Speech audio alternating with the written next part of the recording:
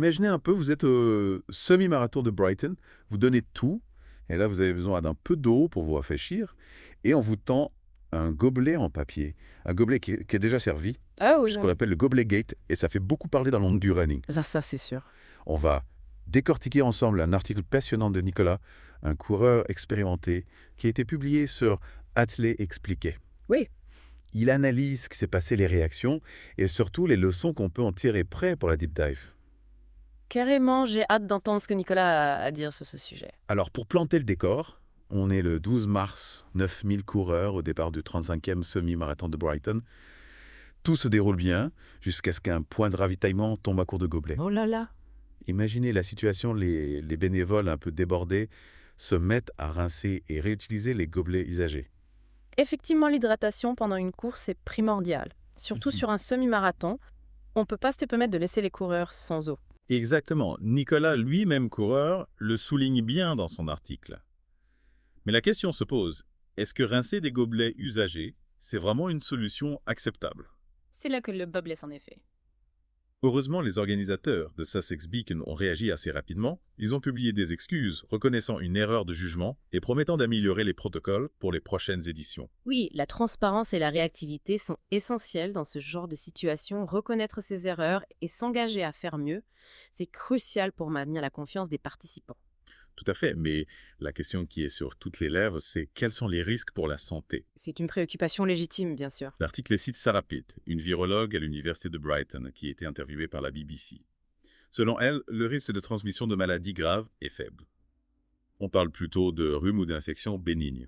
Ouf, ça rassure un peu, mais attention, ça ne veut pas dire qu'on peut faire n'importe quoi. Les normes d'hygiène restent primordiales, surtout lors d'événements sportifs de masse. Justement, Nicolas insiste sur ce point et il se demande si cet incident pourrait ternir la réputation du semi-marathon de Brighton. Qu'en penses-tu ça? C'est possible. Imaginez, vous êtes inscrit à une course et vous apprenez qu'ils ont réutilisé des gobelets. Forcément, ça peut jouer sur la perception des coureurs. Effectivement, d'ailleurs, les réactions sur les réseaux sociaux sont assez mitigées. Certains coureurs se montrent compréhensifs face à la situation des bénévoles, tandis que d'autres expriment des inquiétudes légitimes concernant l'hygiène. Nicolas, lui, pense que sur le moment, beaucoup de coureurs auraient probablement accepté l'eau, peu importe le contenant. Probablement difficile de refuser un peu d'eau quand on est en plein effort. Mais au-delà de cet incident, il y a des leçons à tirer pour les organisateurs de courses. Non. Ah oui, et c'est là que ça devient vraiment intéressant. Nicolas propose des pistes de réflexion très pertinentes, par exemple. Il parle de solutions plus durables comme les gobelets réutilisables en silicone proposés par le service.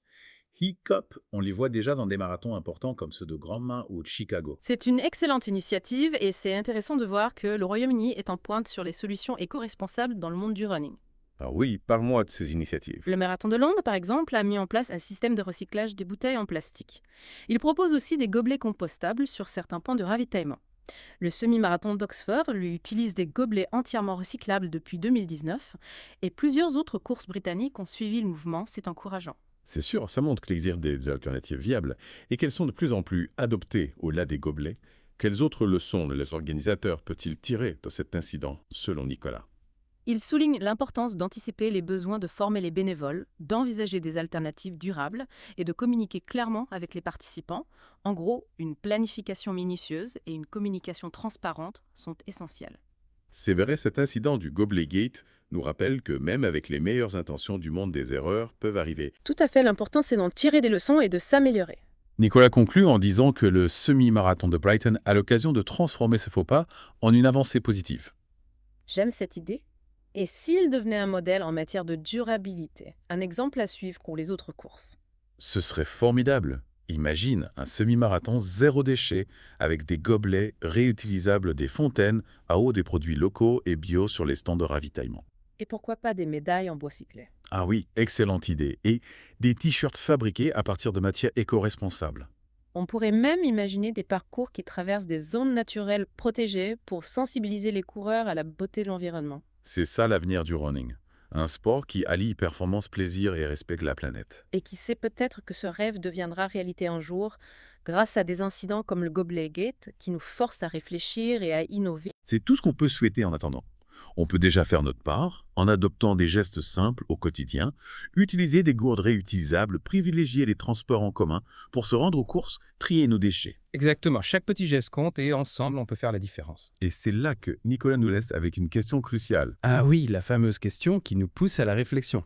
Est-ce que ce gobelet gate, aussi malencontreux soit-il, pourrait être le déclic dont la communauté running avait besoin pour enfin passer à des solutions éco-responsables et placer la sécurité des coureurs au premier plan? C'est une question qui mérite qu'on s'y attarde. Nicolas nous a montré qu'il existe des alternatives viables aux gobelets jetables, comme ce service Hiccup. Tout à fait. Et tu sais, il y a quelques années, j'ai participé à un petit trail en montagne où les gobelets individuels étaient interdits. On devait obligatoirement avoir notre propre gourde ou gobelet réutilisable. C'était un peu déroutant au début, mais finalement, ça s'est très bien passé. Intéressant. Et du côté des organisateurs, comment ça se gère? Eh bien, il faut repenser toute la logistique des points de ravitaillement. Au lieu de simples tables avec des gobelets, ils avaient installé des fontaines à eau et des bidons pour remplir les gourdes. C'est une sacrée adaptation. Oui, mais ça montre que c'est possible. Et puis, ça avait créé une ambiance particulière plus conviviale. Les coureurs s'entraidaient pour se servir, en discuter en attendant son tour. C'est vrai que ça change la dynamique. Nicolas mentionne d'ailleurs que ces alternatives éco-responsables peuvent non seulement protéger l'environnement, mais aussi améliorer l'organisation des courses et l'expérience des participants. Absolument.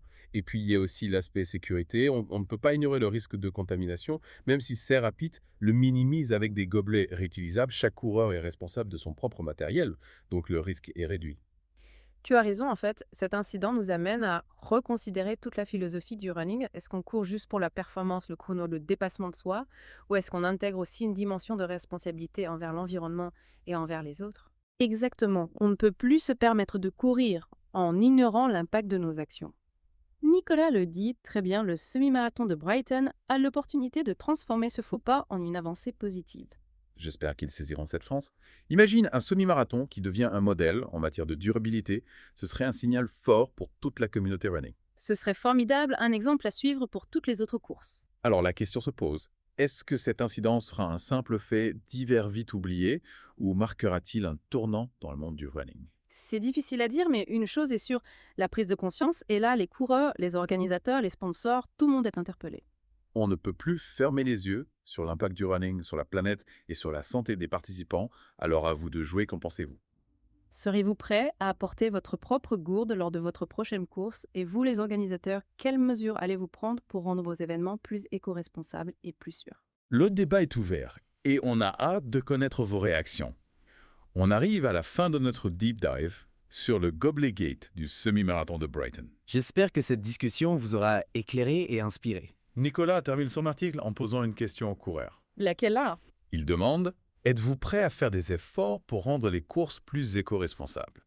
C'est une bonne question et je pense qu'il ne s'adresse pas qu'aux coureurs. Nous sommes tous concernés en tant que citoyens. C'est vrai, on peut tous contribuer à un monde plus durable, même à travers nos activités sportives. Absolument. Et puis, il ne faut pas oublier que les petits gestes mis bout à bout peuvent avoir un impact considérable. Alors n'hésitez pas à partager vos réflexions avec nous sur les réseaux sociaux. Et surtout, continuer à courir, mais avec conscience. Ouais, c'est ça, on a tous notre rôle à jouer coureur, organisateur, spectateur. Nicolas nous invite à réfléchir à nos propres pratiques, à nos choix, même les plus petits, utiliser une gourde réutilisable plutôt qu'un gobelet jetable, privilégier les transports en commun pour se rendre à une course.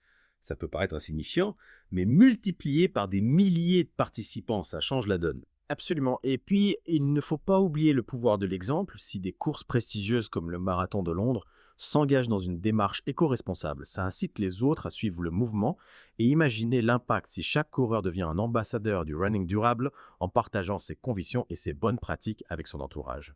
Exactement, on peut créer un véritable cercle vertueux.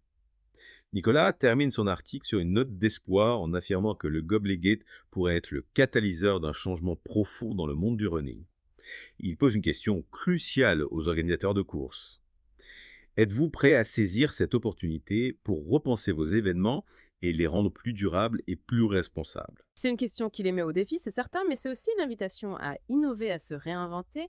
Et au fond, je pense que c'est une opportunité pour le running de s'inscrire dans une démarche plus globale de respect de l'environnement et de responsabilité sociale. C'est une vision inspirante et j'espère sincèrement que les organisateurs de courses partout dans le monde seront à la hauteur de ce défi. En attendant, On peut tous agir à notre niveau en tant que coureur, en tant que citoyen. N'hésitez pas à partager vos réflexions avec nous sur les réseaux sociaux.